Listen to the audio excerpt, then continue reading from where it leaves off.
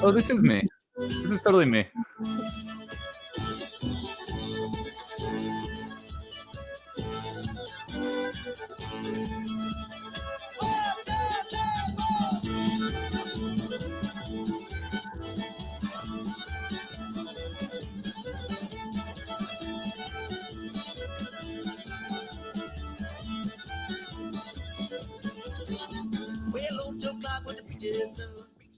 Okay, so Connor, Here we are. we are live, and it's as far as I can tell, everything's working correctly. Great. And we made it. we did, and I'm happy that that actually was you on that recording. Yeah, that was live from the Troubadour, I believe. I got it confused with a different recording from a few years back when I was in college, when they did other recording sessions that I couldn't make because of tests and studying. And so they Paul Cartwright, but that one was actually me. Okay, that's cool. And you were in college with a family member of mine. That's right. In classes with Michaela, audio engineering courses. Oh man, she was way beyond me. Well, when did you graduate? I graduated 2014. So it's been what, 6 years? Yeah. Yeah. And most of the time since you graduated, did you graduate with a music performance degree? Yeah. So yeah, music performance, violin performance. I went in thinking I was going to do classical and eventually sort that out, do orchestras or whatever. And pretty soon I realized that I don't really have nor want to do what it takes to be the best at classical. And I had other gifts that I should work on, like playing other styles or not being afraid to get aggressive and dirty or weird with the music. And I think finally when my teachers and I came to that realization, we were able to direct my studies towards that. We're like, okay, you're not going to do classical, but at least we can make you an okay player with okay intonation, okay timing, and you'll have something to work with, and figure out how to use later on. Well, so you went from a violinist to a fiddle player. You could say that, yeah.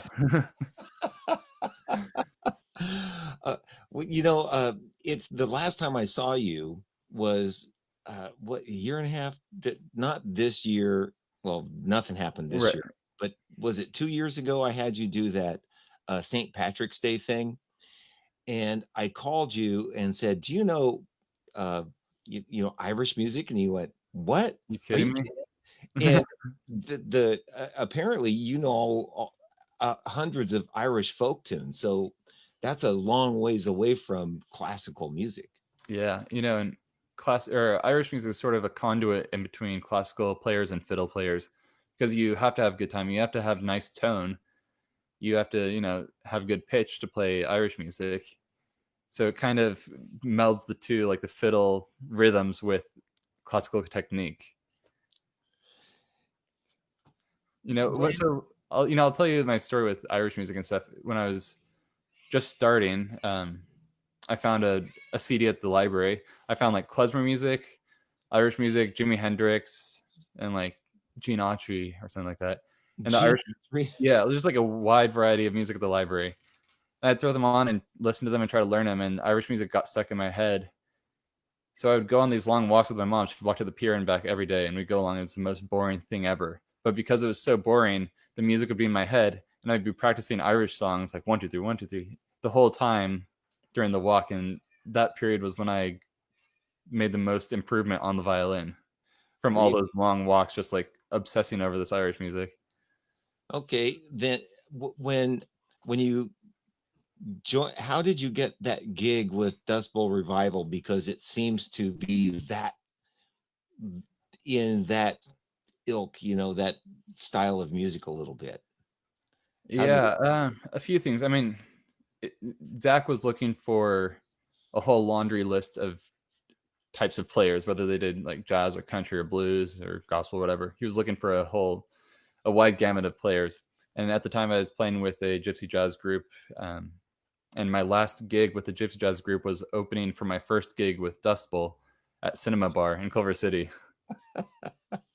And for me, I had just graduated high school and I was looking for a band that I didn't have to book gigs for. I was looking for a band that didn't really rehearse that much, so I could actually spend time at school and then go for gigs only and still get paid somewhat. So it was a natural switch over. Well, so when you were looking for gigs, now, did you try to do any of the whole casual scene and wedding circuit? Because there's always violin players for those things. Did you ever do any of that kind of stuff? Not much. It's always there. I've done a few. It's it's a sheltered market. Like if you get stuck in there, you're spending time there. You're not spending time in the wider world. So it's kind of hard to break out at times. I mean, they're Right. always there. I found it kind of elitist and whatnot. It's like I want to be able to play what I want to play. And I guess it depends on the client too. I was like, I don't feel reliable enough to do this kind of work yet at that time.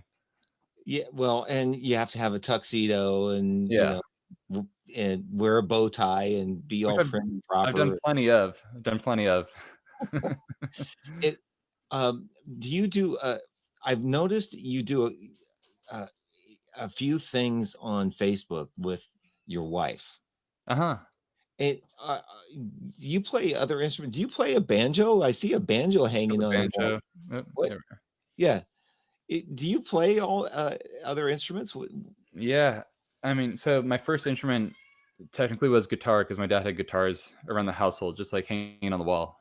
Um, then when I finally learned violin, I transferred those techniques to guitar. Instead of just banging the back of the guitar, reading Shel Silverstein, I actually learned the instrument. Um, but yeah, mandolin, banjo, bass, right now. That's sort of, those are the main ones. So, are you writing music and recording music and playing all the instruments? Are you being one of those kinds of guys that That's the does all? idea. Yeah, that's the idea. I'm trying to get into composition and production. So I was with the band for 10 years and it was great. It was a wild ride. I'm very grateful for it. And I found it was time to develop my creative artistry separate from the band and sort of not be pigeonholed as a fiddler anymore. I can do Mhm. that and that's something I'm good at, but I also like for myself, like what is it that I actually want to do and compose and create? So basically since then, every week I've been choosing a concept and usually something that I'm bad at or weak at or want to get better at, like cello or like singing or composition or whatever, and just attacking it, giving it a week. It's like it's not going to be perfect. It's just going to be what it is, and it's going to be a benchmark of where I'm at. And the idea being, at the end of whatever period, I'll get better, and I'll have this resume of work that can show my development and be my portfolio. Like, hey, if you want strings with cello, I can do this. You want guitar and vocals, I can do this, and I'll have all these samples. So that's right. What's happening now? I'm in this like little development period. Well, I met you on Dustbowl Revival, and I don't know why, but I just picked on you from the get go. I don't know why I was always picking on you, and That's I've pretty after a funny. while I started feeling bad, but then I thought, well, if I stopped picking on you, maybe you wouldn't know how to handle me. So But like you have the nicest intentions when you pick on people. I, It's all out of love. And I got that obviously. If I thought you were mean or malintentioned, I'd be like, forget it. Like you don't not gonna give you my time or energy. But you were nice and you were doing a good job at the same time. oh, So I so didn't have any reason to dislike you from the very beginning. it would have been different if maybe my work would have been sucking. Yeah, no, you were more than generous to like, hey, you want monitors? You good? You had Oh, us covered. So if that was not the case, we well, would be on different terms. right, yeah. Well, one thing that I know for sure, when I find somebody to pick on in a band, it sort of helps me like with banter. Not everybody has a personality that can handle sort of the stuff that I'm dishing out. There are certain guys that are just don't talk, you can't Yeah. say anything to them because No, they're just right. sort of so when you said you were leaving Dust Bowl, I was thinking, oh my God, who am I going to pick on? Who am I who am I going to pick on in the band? And then Yeah, no, I hear you. because everybody else at times can be a little, if you don't really know the band, no, everybody's a little more stiff in the band a little bit. Yeah, well, you don't have that trust, you know? like you go in and you trust, like, oh, I've worked with these people, I know what I need to make them happy, or like we know that this guy's he's good at his job. If you don't have that trust, you don't want to make jokes because then later on, if you have to call him out on something, there's that awkward, incongruity. Like, hey, I Yeah, like this guy, but he's doing a terrible job. yeah. In musicians' terms, whenever anybody asked how good the guy was, if he wasn't very good, everybody would say, "Well, he's a really nice He's a guy." good guy. He's a nice He's a guy. good- Yeah. he's Which is frustrating because also that doesn't mean that if you're good, you can't be nice. I think that is true. I find some people like now that they're good, they can't be nice. They can't show their weakness of kindness. It's like, no, it's even more reason to be kind if you're like the best of the best. When you guys would tour, you weren't you didn't tour with a team of guys. Like, some bands that go out with tours, they bring their own sound guy, their own monitor guy, or whatever it is, or at least Yeah. one guy that sort of makes everything happen. So you guys were stuck with all sorts of different guys. Yeah. And I've heard time and time again with people that do this sort of circuit you guys were doing, when they talk to me, they go, wow, you're really nice compared to other guys. What was your experience in most of the places you would play? Were the sound guys, on average okay? And did you run into some of those grumpy old farts like This is a great question. This is a great question. And I think my opinions stand for me alone and not the band. But I think coming in with an 8-piece with 20 channels for one guy can be overwhelming, especially when they're used to bluegrass bands that are like 4 people, maybe a condenser mic, or like 10 channels, 8 channels at most.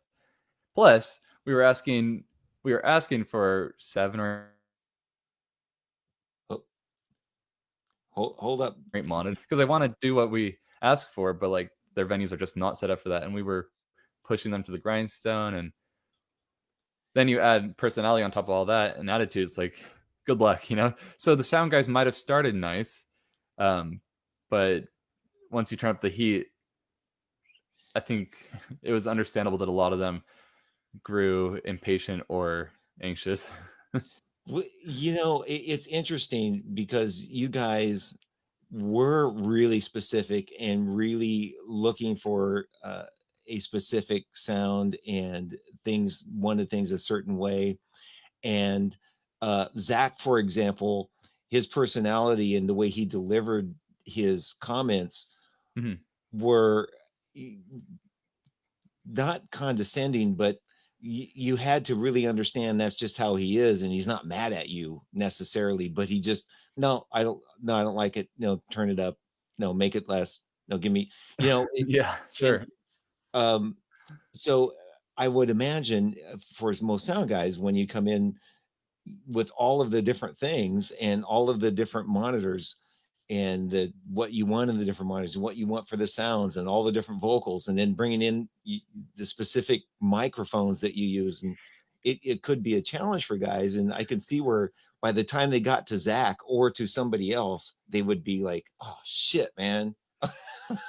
Yeah, yeah, uh so yeah, and the thing is, when you were there, you really only played violin, though.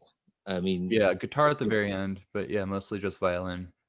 and I and there was mandolin, acoustic guitar, and there were. I think the hardest part was balancing all of the instruments and the vocals, because almost everybody had a vocal mic. Didn't you even throw in some Yeah, vocals? right. Well, So, yeah. Are, did you do any lead singing in the band? Or is it yeah, just a tiny bit. When we would sing "The Weight" by the band, I had one verse, and that was the first time I ever sang. And on a different note, it showed me how impactful it is to be a singer in a band versus an instrumentalist. Like the very first, few times we played that, it was a rush. I was like, oh my god, there's such a direct connection, emotional, when you're a singer that there isn't with when you're an instrumentalist. Or at least that was my experience. I know like every audience member or musician has their own experience, but for me, I was like, oh, now I get why like the singers are like energized after a show, whereas I might just be tired and like stiff or sore, you know, because they're feeding off the energy and the emotions of the crowd in a much more direct way. So that was pretty insightful. But as far as mixing, um, to the vocal point, you have the vocals, you know, several vocals, and then everybody has their own style of singing. Like Ulf is very brassy, Liz has a huge dynamic range, Zach has a brassy tone, Matt's very soft. And then in that same range, you have the violin, the mandolin, and the trumpet, all right in the vocal range. It's like, okay, Right. good luck, you know, Yeah. all playing Yeah. at the same time. So basically, the venues you play with that band and your particular needs overwhelmed most of the sound guys. Yeah, it's definitely a challenge, and sometimes it sounded amazing, sometimes it was great, and if they have the energy and willpower and technical know-how and the gear to make it sound good, it was great. But Mm. otherwise, you know, it came out okay. We brought the energy, as long as, you know, people come for the energy, the feeling of the show, so that, you know, that usually came across no matter what. Now, did you guys do any tours of Europe? Yeah, about once a year for 3 or 4 years in a row. And what was the difference in response to from audiences in Europe compared to the States? Yeah, right. So we were in Scandinavia quite a bit, like Denmark, and Netherlands, and they don't they don't dance automatically. I think we're used to drunken dancing crowds in America, which, you know, is mostly true except for like New York and sometimes Los Angeles. In those areas, people just stand still and they'll listen, or like Nashville, they're just like listening, and it's super intimidating once you're used to drunken crowds bouncing around or like a loud venue. So then you go there and they're actually listening and it's quiet and they're standing there like, oh geez, like what am I doing wrong? Oh. So kind of used to that from classical, because like in classical music, nobody's, you know, it's whisper quiet, but you know that they're listening and they're there for a reason. With some, like in New York, I felt like they were judging us, which, like, okay, fair enough. That's why we go there, to be judged. So in Europe, they just sit there and they listen really intently, and then at the end, they just, you know, they all clap and whatever. And then if you tell them to dance, they'll get up. They'll follow orders just fine. They'll get up, and then as soon as the song's over, they sit right back down and quiet. So yeah, it's interesting. It's a much different dynamic. And what were the sizes of audiences that you play for typically? Like mid-size venues, I would say, like, depending, like 75 to 150. Then festivals were bigger, obviously. Played some amazing festivals in Denmark. The thing that I would do every year with you guys in Long Beach, there was what, 1,000 people, or they say there was like 1,000 people there. Right, yeah, inflate it. But I would guess maybe 5 to 6, 700 or so, Yeah, maybe. sounds right.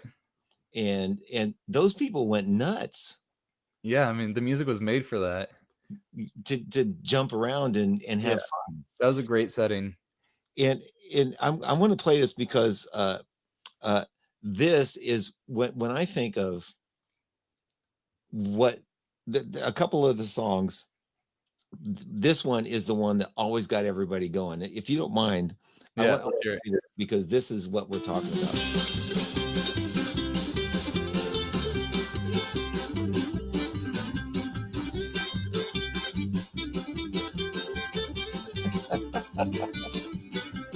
I went down to your corner store. They said my credit wasn't good no more. Left shade on, left shade on. Yes, they gave me no more credit with my left shade on. I went down to your Jerry's bar. Got me some whiskey and I stole me a car. Left shade on, with left shade on. Yes, I stole me a Chevy with my left shade on. So that's the stuff that would get people. Now, what was the thing that you just picked up? Is that a shaker, and what is that? Oscillato. Oh, you froze up for a minute. There you go. You froze up while you were doing that. Oh, sorry. Yeah. Okay, what is that again? It has a few names. Ocelot, Kashkash. Okay, so when I was a kid, now this is really interesting. when I was a kid, there was a toy made that Yeah. was that had longer strings, and what you would do is you'd try to do this, and you'd make them, knock together Oh, like sure. Yeah. So it. this, I want to say it's a Senegalese instrument. Well, it's an African percussion instrument, and I bought it in Spain on my birthday this past October, late at night. It was after the show, and some guy was coming around selling stuff, and we got to talking, and I couldn't speak Spanish, but I could speak French, and this dude, I think he was Senegalese, he could speak French, so we actually were able to have a conversation. And this was after like a week in Spain, and I haven't been able to talk to anybody, embarrassingly, because I don't speak Spanish. So we got to talking, and eventually I bought these from him, and it's like my own birthday present to myself on that night. That's really cool. I've been a drummer, most of my life in music, and there's still lots of instruments I have no idea about. Yeah. And I don't know if I've ever seen that. I can't remember seeing those and asking what they were.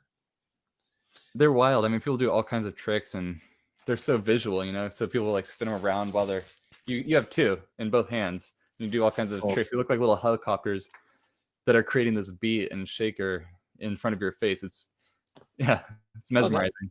That's pretty cool. So in the music that you're working on yourself, are you trying to incorporate a lot of those different kinds of styles and instruments and be world music may not be exactly what I'm thinking of. What do you call the kind of music that Dustbowl Revival did? Americana.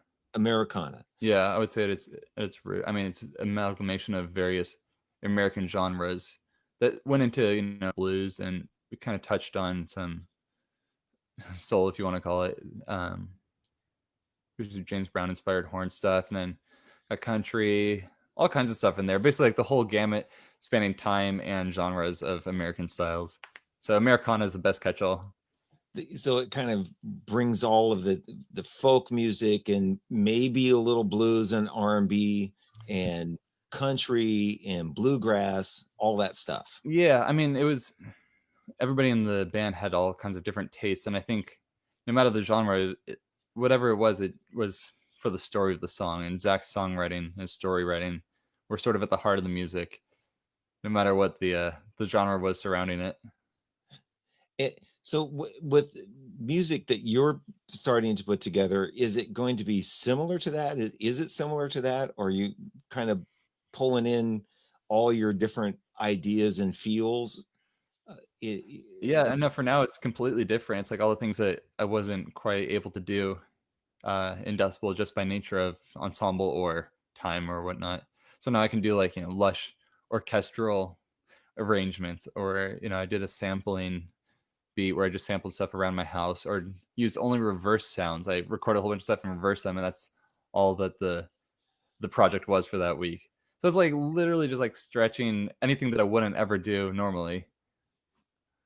So since this whole lockdown thing happened and you're just hanging out at your house, you're doing this, it sounds like you're becoming sort of an audio geek, kind of like yeah, I mean, getting a little nerdy. I've always been. You saw my pedal board; it was just growing and growing over the years. It was, a whopping 60 pounds at the end. Right. I gotta say, the first time I did sound for you guys, I just bring in some DI boxes and go here. I was offended that you guys all brought your own DI boxes with all the little stuff, and I finally got used to it because as time went, more and more people are bringing their own DI boxes with all kinds of stuff in the box itself. And to be real, I can't guarantee it sounded any better. we want to take control, and we want to have control of our sound, but like you're the one in control at the end. Well, that's interesting that you say that, because what a lot of people don't understand is the DI box adds all sorts of issues sonically in terms of what frequencies feed back, or the kind of gain it puts on things, and the noise of it. And so it can add a whole lot of different issues that wouldn't normally be there. Well, right. I mean, if it sounds good in your ears or even your monitor, that doesn't mean it sounds good out there. If it sounds good at home, it doesn't mean it sounds good in the venue. It's like, okay. This is true. It just adds a whole. I finally got to the point where, like, yeah, okay, whatever. You Yeah. know, it's gonna be, just I'll get it to a point. And the thing is a lot of times in live, some of those things aren't going to be really noticeable. And if there's a little buzz through Right. something, once all the music's going, you don't really notice it. But in the studio, if you're Well, doing something there, if there's a buzz, you got issues. You got to take it out. well, that's the thing. And I think what prompted me to really work on my whole setup was that we'd get recordings from shows and they'd become content for the band, but they're board recordings. And when I was just going straight, it pissed me off to hear the DI straight sound. I was like, man, like literally my least favorite sound on fiddle, especially. And it didn't blend well with the groove. And I was like, man, like, because like the horns, they have they have microphones. The mandolin, it has a pickup, but picked instruments sound better with DI piezo. The violin, just like, it was terrorizing me to hear this board recording over and over. I was like, okay, I got to do something about this. So either, for an acoustic tone, that means like mic modeling, getting the DI that I like the Fishman, or I use the Tone Dexter. It models a mic.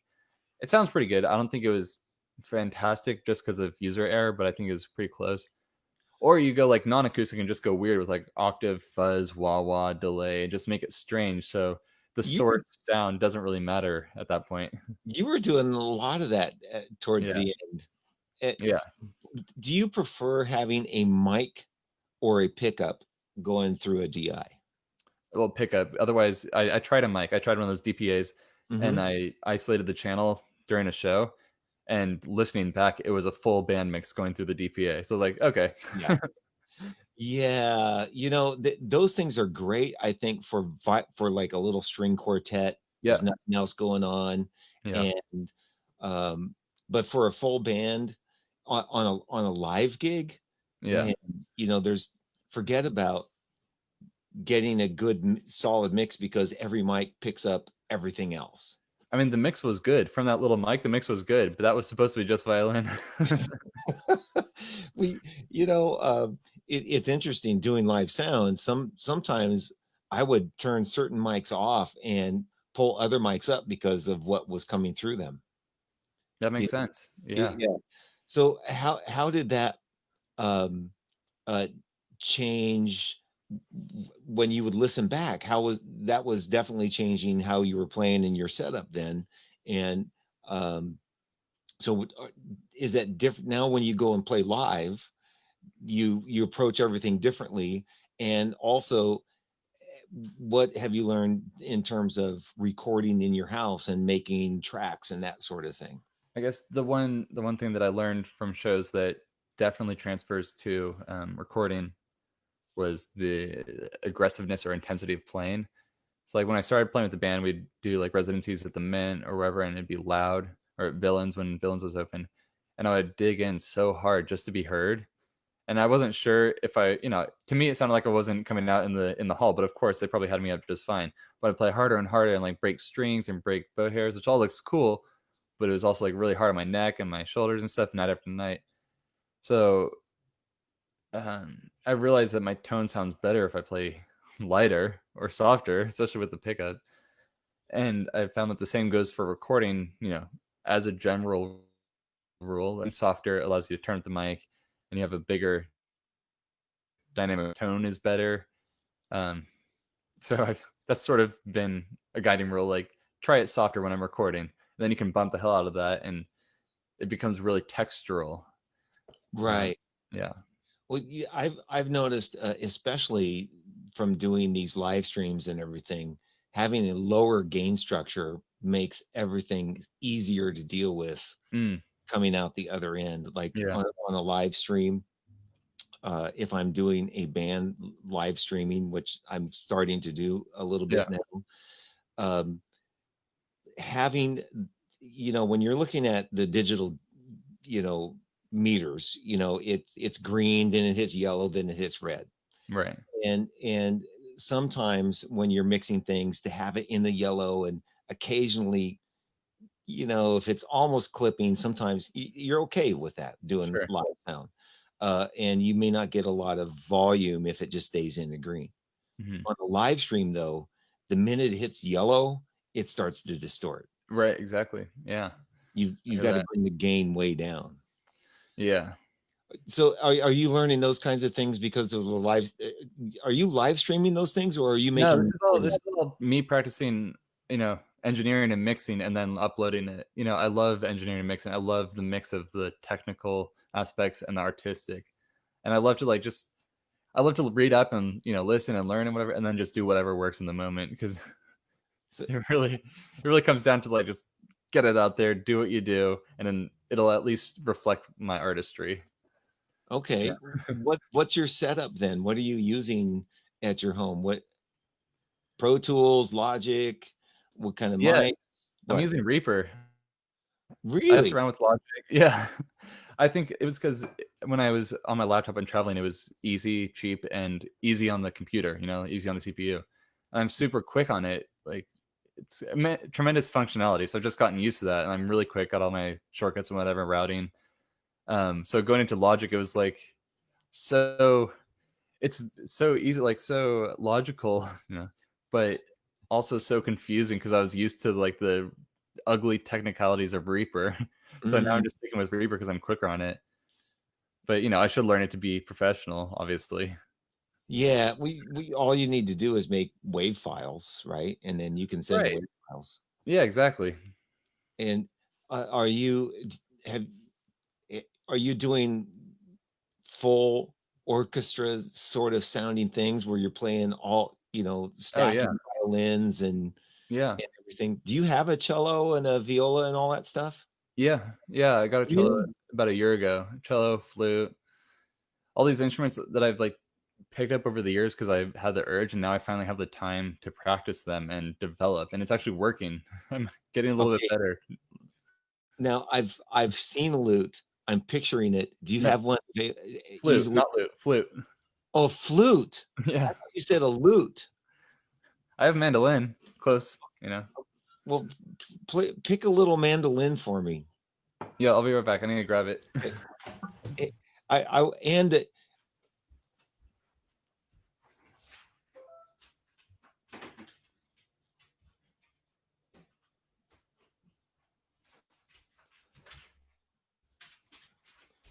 Wow.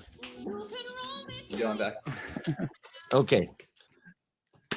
I should have interlude music, like when people step away from the camera. Okay. So there we are. And again, that's a blue microphone, and it's not a USB microphone. No, I'm going into a Focusrite. Okay. Classic. Yeah. My setup is so minimal. I got a new computer, got some really cheap monitor speakers, but it works for now. Okay.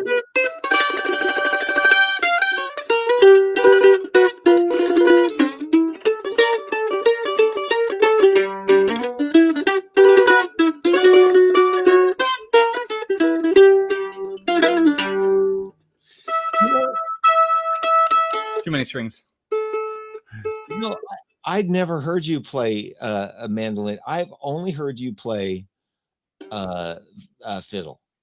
Yeah. So I'm not aware that you know how to play all those different things. Now, I also had a picture of you playing guitar, and you said that that's what you first learned. So how much guitar playing do you do? I mean, a ton of flat picking, ton of bluegrass flat picking. Just generally acoustic. I try to get better on the electric for the last maybe 6 months when I was with Dustbowl. And electric is totally different. It's so much, more sensitive. I was used to banging it away on the acoustic for flat picking, just aggressive. And man, electric was not that. It was definitely some learning blocks there. But yeah, a ton of acoustic guitar. I've been trying to get better at singing and playing, and it's been working. I've been trying to get better at singing for a long time. So now I finally have the time to do so, and an excuse. Yeah, I'm picking on you a little bit. So how easy can you pick up that banjo and play it? Let's see if it's in tune.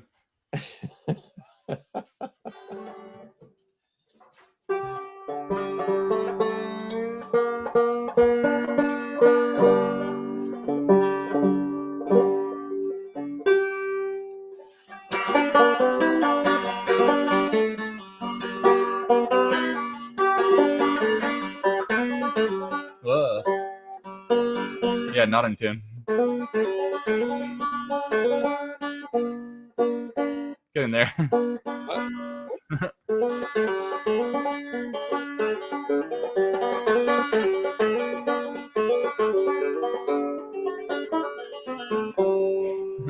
Oh, okay. So did that because I don't know a lot about all those instruments. So technique the technique you need, or what's the difference of all of those instruments? They're all kind of pretty much the same notes and stuff, right? Or Mandolin and violin have the same strings, so you can kind of transfer the fingerings. Mandolin just has double of each string, but you can play all your violin music on it. Banjo's the weirdest one.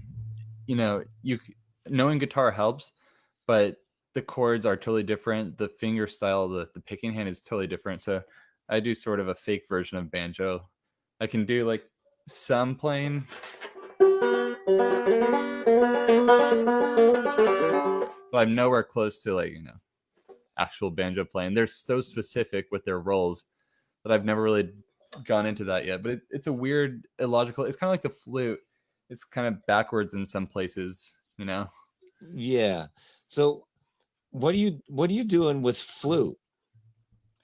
I picked up first a transverse Irish flute in Ireland because like I love the tone. I like the sound of flute, Irish flute, and fiddle together. I think they are a really good pairing. So I picked one up, just like a plastic one, and I was like, oh, this is really hard. It took me like 3 months to just get a note in the first place, and also B, like takes so much air. So I found after I would practice flute, singing was easier. So I was like, okay, may as well develop this for a variety of reasons. What did it help you with hearing pitch or hearing just breath control? Breath. Because so much of the air, I forget what percentage of it, but like the vast majority of your air just goes into the space rather than into the instrument. And it actually takes supposedly as much air to play the tuba as it does the flute. Well, I didn't have any idea about that. Same. So, the first weeks I was getting lightheaded just trying to get a single note. I was like, oh, this is actually really good for lung and breath support. Fascinating. Yeah. So are you going to get a tuba? So I think the limiting factor here is being in an apartment.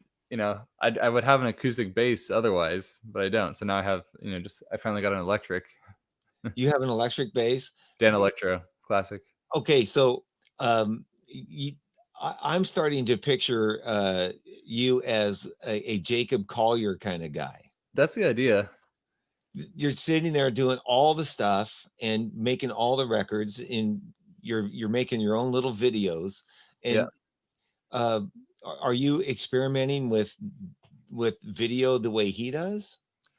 To a degree, yeah. I love cinematography. I love photography. So I'm definitely trying different things. I mean, he's doing all kinds of stuff with with the layering, making multiple of himself. Yeah, I for my last project, I made a little short film, basically a day in the life. Is it on your Facebook page or YouTube or anything? A tiny bit of it, a tiny bit. So I'm making these for a Patreon. So my Patreon subscribers can see these videos, and I always post like 30 seconds or 45 seconds on Instagram or Facebook, sort of as a tease and to let them know like what I'm up to. But then for the people that are close to me, they'll go on Patreon and they can see the whole short film and whatnot. Explain Patreon to me. Yeah, so it's a subscription-based community. So basically, you go to the website. Mine starts at $1 for musicians, otherwise $10 going up to $30, whatever, per month. And we can interact. You can give me concept suggestions or song cover ideas, and I'll make these videos. And basically, they're the ones that get the most content. We're in direct communication, and it was a nice way to get out of social media. Like there's so much, especially at the beginning of the pandemic, everybody was putting up videos and all these things, and I was like, I don't want to be caught in this and then comparing myself to everybody else. So I figured with Patreon, it would be the people that I care about and the ones that care about me, and we'd have that direct relationship. I like it. It's hard to not pay attention to the noise on Facebook and Instagram because Mhm. everybody's doing something. And you have to, it's a reality of the artist's career. Like I do have to put something out there, have some sort of presence. Right. If I don't have anything else otherwise, like, that's sort of my main visibility right now. Right. Are you considering or are you working in connection with other musicians or another band project or anything other than just your own thing? Not at the moment, but I do have plans of a larger long-term project with other collaborators. Honestly, right now I'm just trying to like hone my own skills and develop my own artistry so I know what better to come to people with, you know? So tell me, I did sound for your wedding. Yeah, I met your bride, very well. and uh, I- tell me, I don't know if I remember. Is she a musician? So, yeah, she sings very well and she likes music a lot and grew up singing with her dad quite a bit. But by profession, she's a scientist. So when we have the time, we do projects and they're great and they're cool pieces of art, we made together that are great to look at. And it's sort of just as time allows at the moment. Is she working? Is she able to work or? Yeah, she's busy as ever, working from home. Yeah. Oh, okay. So would you like to do something where a project where you could bring her on and you could both go out on a little tour at some time? Yeah, we definitely talked about it at times. It's hard because she has a job and she has a career, that sort of Yeah. thing. So like as far as the fantasy goes, like yeah, it sounds fun, but also she knows the reality of the business through me. So when we do gigs, it's sort of as we go, as time goes, and as at our comfort level. We played at McCabe's and it was amazing, or we played a show in Oakland on the park, like a big picnic show, and it was great. And like basically one-time events. We're just like trying to take small but well-intended steps Yeah. to keep it alive at the very least. You know, it's interesting that the music business is not easy.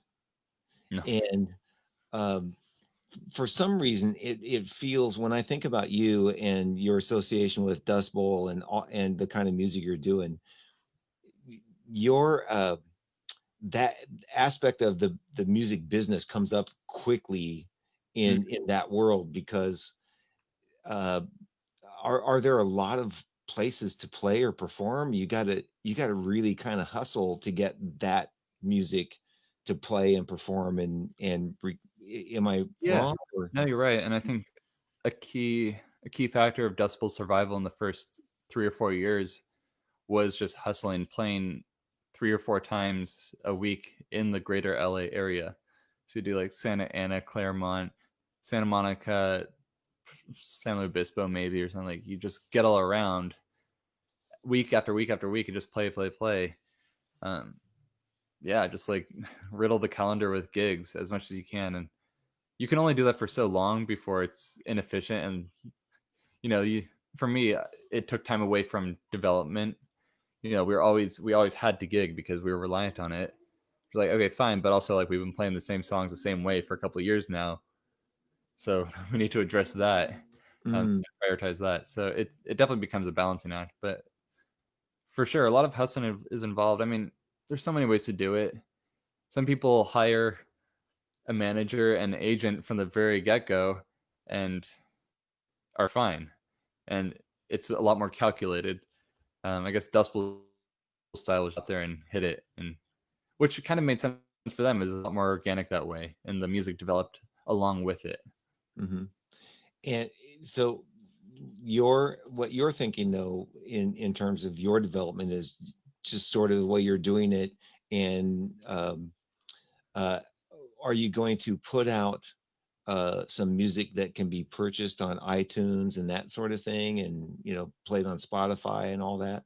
Yeah, I mean that's a longer term project that I was referring to earlier. Like I'm doing all these weekly projects, but they're definitely um, all in the in the direction of a longer, bigger project to release. Yeah. Have you tried or thought about the whole uh, having a YouTube channel where you can get subscribers and sort of the way Jacob Collier did? I know it's a long-term sort of building kind of process, but have you thought Yeah. about that sort of thing? Yeah, I guess I didn't want to be distracted by that for now. I wanted to focus on, the artistry. And plus there's like, quicker cash returns with Patreon. Whereas Mm, YouTube, it's like you get the views, but I'm actually making an okay amount of change from Patreon. So that's paying for my rehearsal space every month, you know, that sort of thing. Whereas on YouTube, it's like, okay, like you have to play the whole YouTube game. And that's sort of the same with social media. I kind of wanted to get out of that storm because I know mm. there are people that are really good at that. And I know what it takes to be good at it. And that's not what I'm trying to focus on doing right now. Wanted to be a little bit more insulated from that. You would rather just focus on your music and musicianship and Yeah, because that's at the heart of it. I think I needed to prioritize that for now, and then later on, when I don't know, I don't know when the right time is, but at some point, I'd be happy to share a lot more publicly, what I'm doing. But for now, I want to shield it and take care of it, nurture it. yeah. How many people are on Patreon, and how many is there subscribers to what you do, or what's that? How big is that world? I Yeah. don't So think. right now, when I left the band, I sent out an email, blast to friends and relatives and just really anybody, telling them A, I'm leaving the band, and B, this is what I'm doing now, which is a Patreon. And from that and a little bit of social media marketing, I have 36 subscribers, and it feels good. Mm. It's all people that I'm happy are there, that I know, like I'm on good terms with. Like I don't have to impress anybody. Like they understand if I sing poorly or have a hard week. Yeah. The challenges are very real, and I don't want to fake that on Instagram. Obviously, like being transparent on Instagram and social media is very valuable as well. But I wanted to, keep it close for the time being. Yeah. Do you have a cajon? Oh, what? A cajon? I don't. You need a cajon. I know. What? I don't want to be that guy. I do have tabla, Oh, okay. so I'm also that guy. I'm the white guy playing tabla. I don't have a cajon. You know, uh, I took I the first time I bought a cajon to do this little trio gig because I just didn't feel like carrying my drums up a flight of stairs. Yeah, So I went, there right. was a guitar center close. So I went and bought a cajon and I just walked in and sat down and I just sat and played. It was just a little trio background gig. And I was feeling all like, man, I went boom chuck, boom chuck. And at the end of the gig, I said to the bass player, I go, yeah, what'd you think? It wasn't bad. And he said, I have one or two words, YouTube. and and I'm sitting there like, I kind of thought about that for a minute, and then I go, okay. He goes, yeah, you just need to watch YouTube. And I went and I looked at YouTube to see real cajon players. Oh, Oh God, forget it. Lord. Never mind the flamenco Right, origins of cajon. It's like I'm not touching that. right. I can barely count to 12. Have you done things like that with some of the instruments that you're trying to learn? And just watch some other people on YouTube and maybe pick up things. I mean, some of them like tabla, I'm gonna leave to the professionals because it doesn't feel right to exploit that without knowing, the context or studying with a guru for a long time or actually like learning the culture more Yeah. intimately. But for other things, I mean, yeah, like the YouTube is incredible. As far as I've watched a lot of videos videos on like video editing and coloring and audio engineering.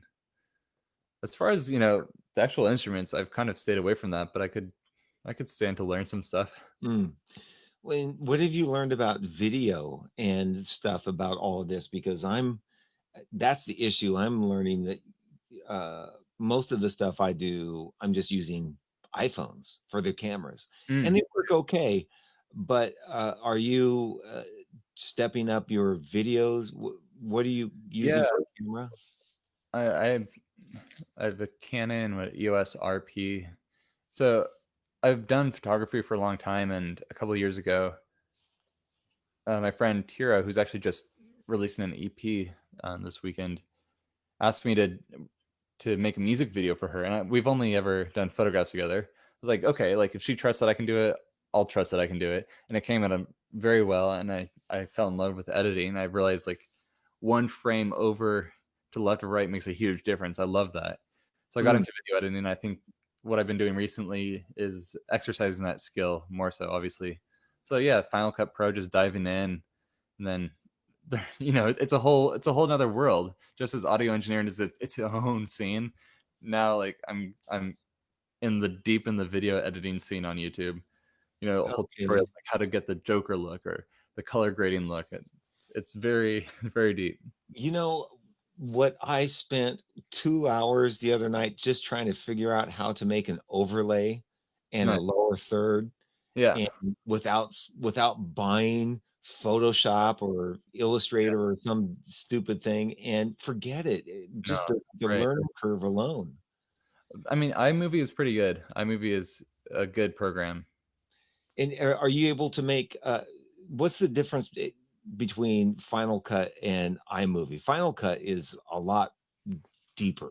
Yeah, I mean, iMovie is basically set up the same, but it has like 1/10 or of the capabilities, like specific capabilities, like specific editing adjustments or like really small fine adjustments you can't really do on iMovie in the same way that you can on Final Cut. Mm-hmm. Are you able to make graphics easily in those programs? Not personally. I mean, I think there's a program called Motion where you can go in and affect animation and title cues and whatever and like actually adjust them. I haven't gotten there yet. Not worth my time right now, but it's such a deep world. I'm just trying to learn something quick and easy to be able to make my these little programs go, and it only takes, it's just like opening up a can of worms. You can dive in, and I think part of it, like I'll spend a day like watching videos and then I'll forget about it and just do my thing for the rest of the week, because I can't, if I obsess over the technique, obviously like it can hinder the project. I'm just trying to make nice videos for my music. So Ari and I, we covered Every Morning, the song Every Morning There's a Halo Hanging from my, classic, right? Oh yeah, isn't that who is that guy? Was it? I remember that song. Sugar Ray. What was it? Sugar Ray. Yeah. Classic. So for that, like we recorded it all, and then I filmed us singing, filmed us roller skating or rollerblading or whatever, and then got the dog, and that's sort of like my first time making a little film, and it was amazing. It's fun. It totally changes the whole experience of the art. Like just having the song, it's like, okay, having the video is fine, but like together it really elevates the whole experience. Some songs that I've made for these projects don't really work without the video aspect. Yeah, it makes a lot of difference. One of the things that I've tried to do with live performance, like I started having people come over and perform live in my backyard. Nice. Some people don't want to do it. If they do it, they'll just do it from their home, or they want an audience, but few people will come over and do it. And the thing that I'm trying to realize is a lot of people will sit in front of their phone and just sit and play for an hour. Or 30 minutes or 5 songs or whatever. But if you have 2 or 3 different angles that you can move through a song and give people something visually, it just makes the song more interesting. Oh yeah. Yeah. No, we are very visual creatures. I think video is the preferred medium for everything today. And I think people pay attention to that. So having that visual storytelling aspect makes a huge difference. People listen with their eyes. Yeah, which is terrifying now, going into like deep fakes and the misinformation world we live in. Right. The info apocalypse. Oh man, it's really bizarre. But even this format that I started doing, it's slow. It's just a couple of guys talking, and my first thought was, people aren't going to pay attention for an hour, and it's, there's nothing fancy. It's just a conversation. It's sort of old school. You're too young to remember these guys, but there was a Dick Cavett, and was a talk show guy that was sort of like Johnny Carson, but he just had a show where he just sit and talk like this with people. And Merv Griffin maybe a little bit, or Phil Donahue. Yeah. So in today's world, this fitting is a lot of older people kind of like it. They'll sit and watch. I mean, people love their podcasts, and there are dozens of really popular podcasts that are just people talking for 2-3 hours. Mark Maron, Joe Rogan, all that. People love that. If it's people they're interested in, they just like to hear people talk, especially if you're home alone. You want to be a part of a conversation, but you don't want to be accountable for like being there. You can just listen in on a conversation. I think there is a demand for that, oddly enough. Yeah. Some people have told me they use this as a podcast. They'll put it on and listen to it. Nice. That makes sense. Yeah. Maybe I should create a podcast. Have you checked into doing those kinds of things? I think everybody has a podcast now, and why not add another one? Really? I mean, honestly, it's great because then, if people search my name or your name on whatever podcasts, on Spotify or Apple, whatever, these will come up. So it's sort of like a catalog, like a library of interviews. I think it'd be great to upload to a podcast. Then I'd have to make sure the audio is good. Yeah, you do what you can. I can always make my voice sound good, but the issue is when I do these versions is these video chats, is there's always the internet and Wi-Fi and all the stuff in between you and me that gets sort of goofy. And so yeah, I was helping a friend of mine set up her home computer with remote recording, and she's a voiceover artist.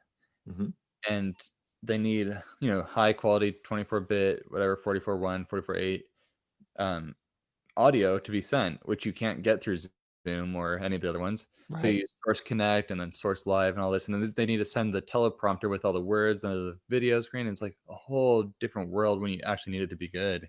Yeah, that's a whole other thing. And everybody on the other end for me doesn't necessarily have that ready to go.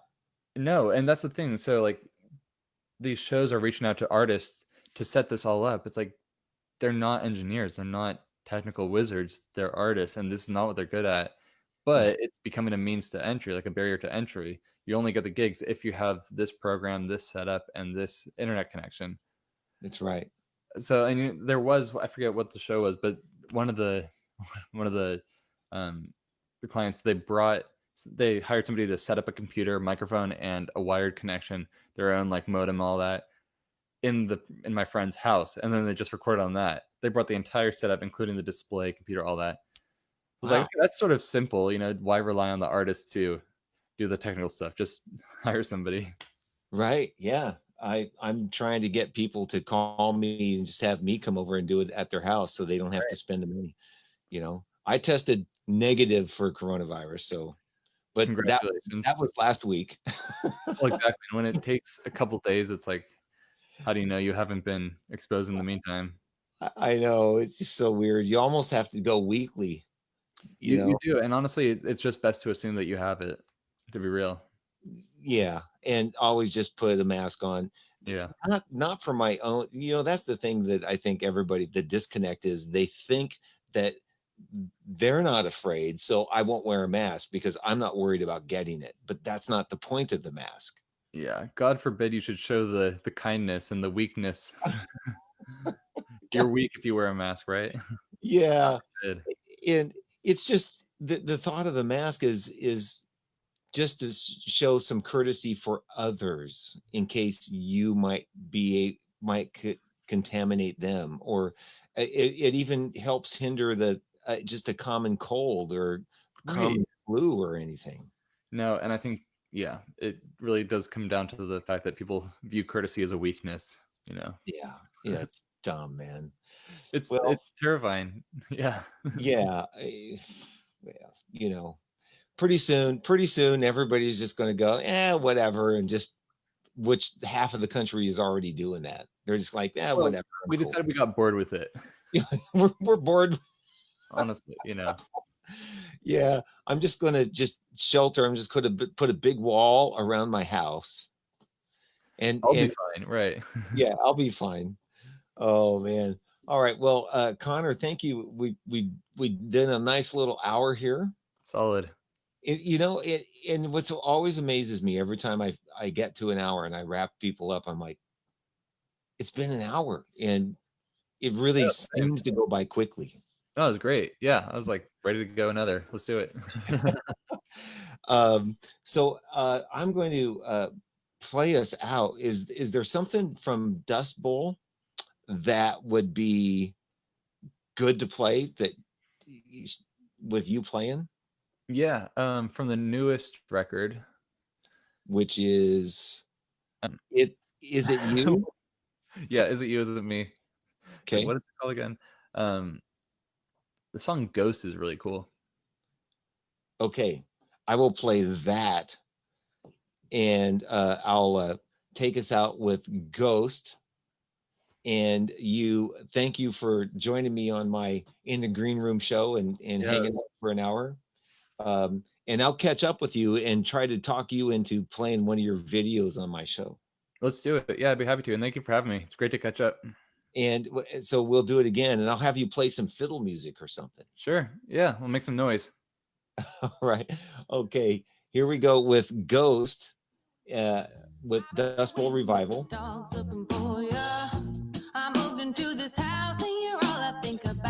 So I'm on dub guitar for this one. Delay, fuzz guitar on this one. You're playing guitar? Yeah. Electric guitar. I don't know if I can go. I'm afraid of what's below. How do I know you'll be waiting for me? All right. Well, I'm going to take this out, Connor. Thank you. Take care.